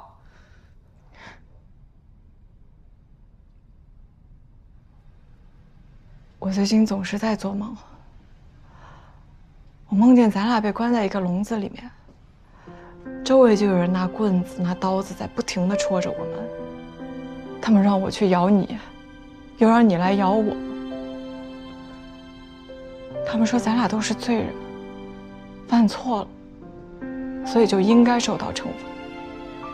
可是我总在想，那我做错了什么？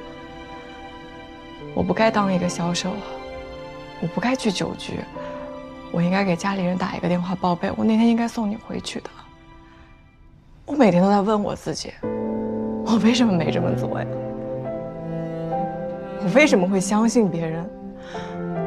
为什么就不愿意打一个电话？那天晚上让他们来接一下，怎么就愿意为了挣一点钱要去当一个销售呢？怎么就那天把你一个人留在车上，不送你一块回家呢？我怎么能这么坏呢？我怎么能这么坏呢？可我实在是没有勇气当一个好人。这个世界上当一个好人太难了，我做不到。我承认我可能有一点自私，我放纵，我丧尽天良，对。但至少这样我可以活得好一点。大家都是这个样子的，那我也就这样呗。反正我知道，在大家的眼中，我就是一个拜金女，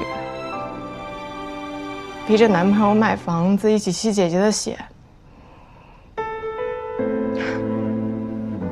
如果让网上那些人知道避孕套是我给姐的，我都不敢想他们能把我说成什么样子。他们肯定会说：“哎，你看那女孩，一看穿丝袜，穿着高跟鞋，一看就不是什么检点的女孩。她有这个东西，她是不是她曾经……对不起，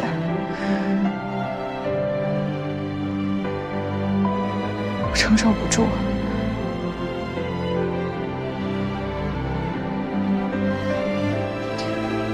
走吧。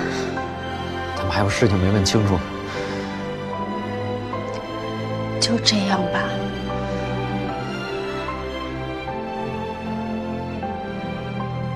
楚楚，你不是个坏人，也永远别当个坏人。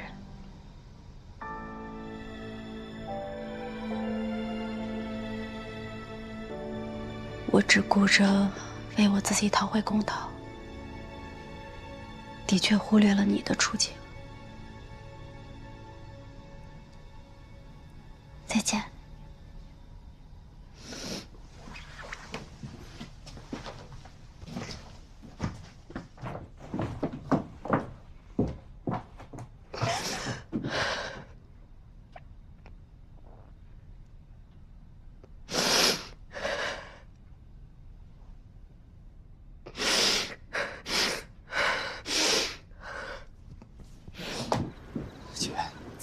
姐，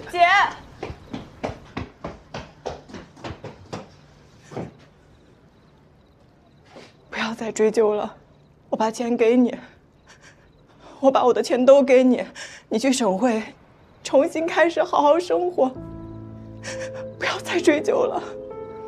是我对不起你，我对不起你，对不起，对不起，我对不起你，对不起。都明白，不怪你。无论如何，你都不是有心的。以后好好生活，照顾好自己。姐，对不起，对不起，对不起，对不起，姐。我对不起你，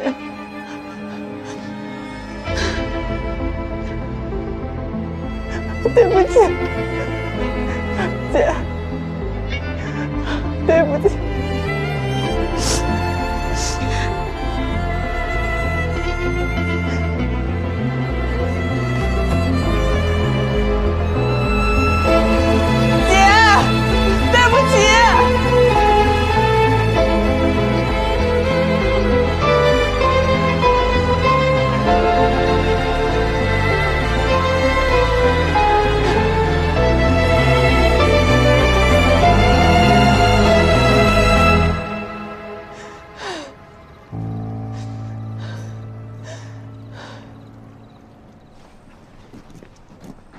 为什么要走啊？他撒谎，他影响了法官的判断。这个案子本来不应该这么判的。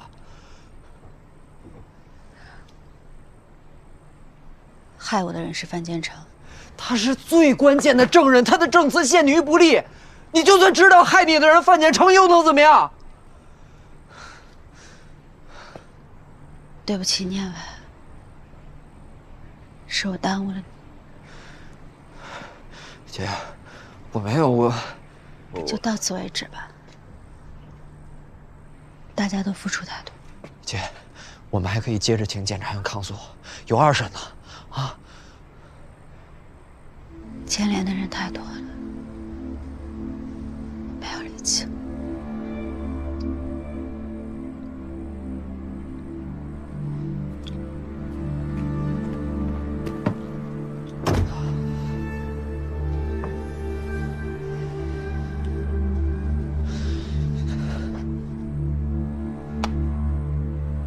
回家吧，别让姐担心。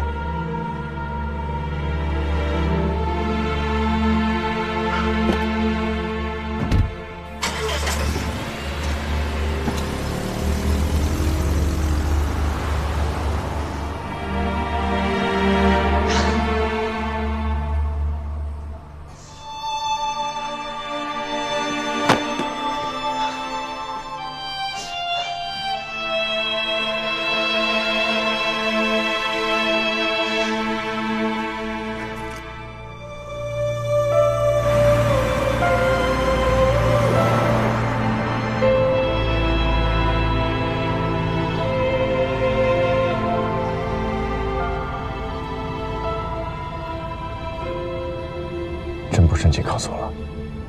不了。甘心吗？有什么不甘心？可都已经走到这儿了。已经走到这儿了。这一路走来，我收获了很多，我才知道我不是一个人。日子总得继续过下去，要向前看，不是吗？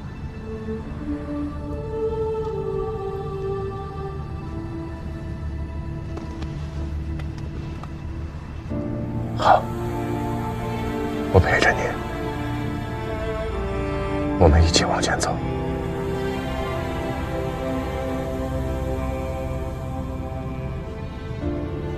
有你这句话我就够了。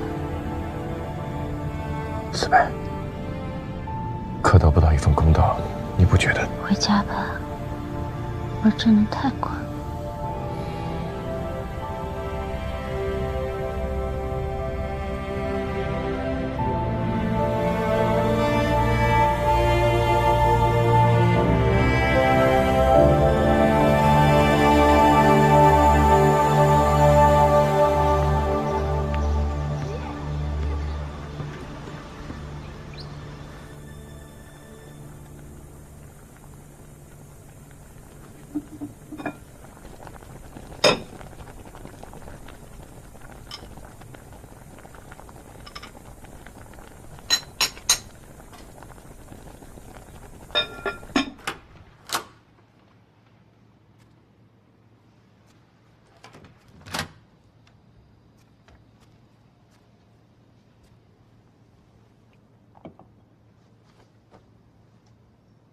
思贝，我给你炖了点鸡汤，你喝一点吧。你好几天没吃饭了，你得喝一点。不想喝。这边的医院条件有限，查不出什么来，要不然我们干脆直接去省医院吧。我就是前段日子太累了，多睡睡就好了。那你得听我的。喝几口，要不然我直接抱你去省医院了。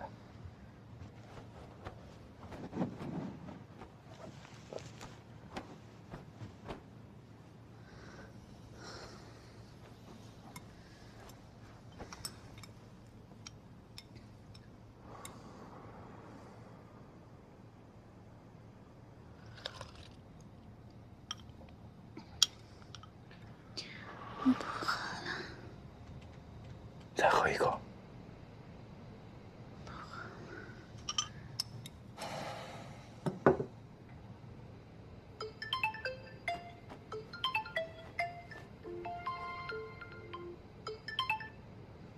喂，小娟。哥，有个男的来店里，非说要找你修车。去吧。好，我知道了。好。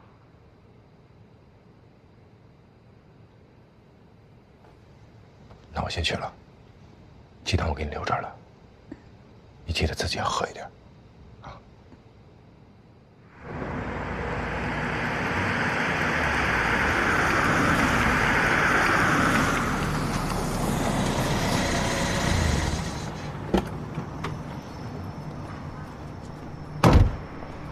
不好意思啊，来晚了。啊，你就是秦楠啊？啊。您这车什么情况？哦，有烟儿，有味儿，然后故障灯它总亮，你帮我看看呗。哎。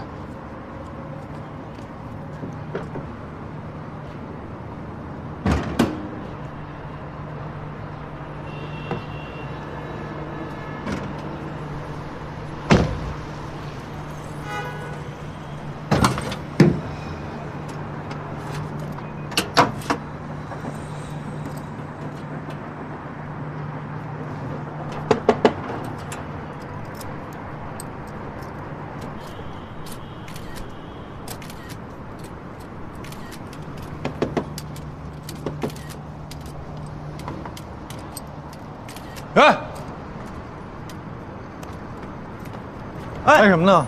谁让你拍的？给我那我的，谁让你拍的？啊？你到底干什么呢？我刚看你就不对劲儿，谁让你拍的？记录一下生活。记录什么生活？记录生活？你这叫记录什么生活？你这侵犯个人隐私，你知不知道？别录！我跟你说实话吧，我南城大 V 有30多万粉丝，我知道他有困难，我现在想帮他澄清。用你澄清？用你帮忙吗？我30多万粉丝，我粉丝影响力大，我真能帮他。你好，您这车还修吗？修一下。来都来了。您要修的话，我就给您好好修。照片就别拍了。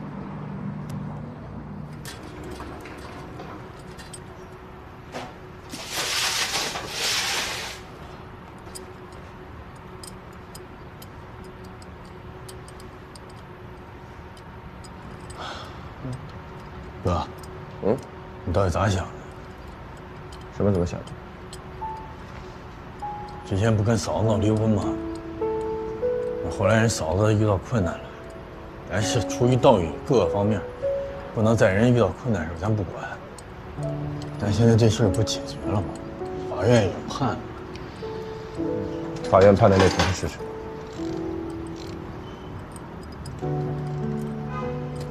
你要不再想想？跟嫂子结婚这时间也不长，有那么了解嫂？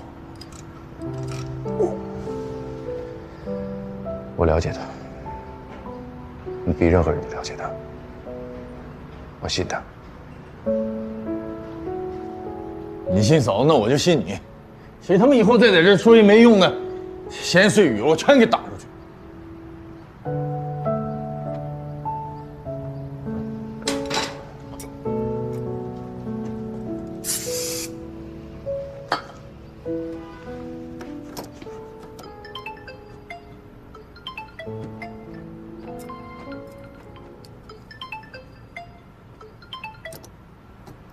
喂，妈。秦楠，你什么时候有空啊？你能过来一趟不？您先别着急，您慢慢说。哎，我有事儿想跟你说，你先过来吧。好，我知道了，我马上回来。军哥，我出去一趟，店里交给你了。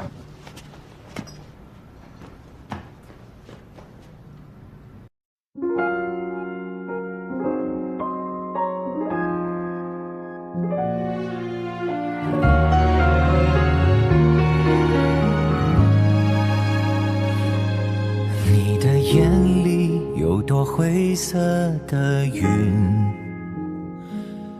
我却透过云看见了潮汐。你把情绪藏匿，沉默不语，愿能陪你回到晴空里。如果可以捕捉你的阴影，我想再流离都不足惜，更何况我的光源在你生命，所以一定把我相信。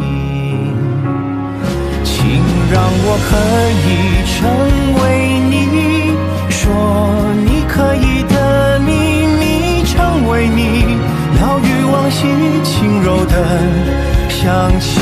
若命运执意临给你倾盆大雨，别怕，我是你心灵的的风衣，请让我可以成为你相信爱情的凭据，成为你每颗梦境栖息的岛屿。别惋惜一时的风景，斗转星移，我仍会在这里，每晚陪你去余生的边际。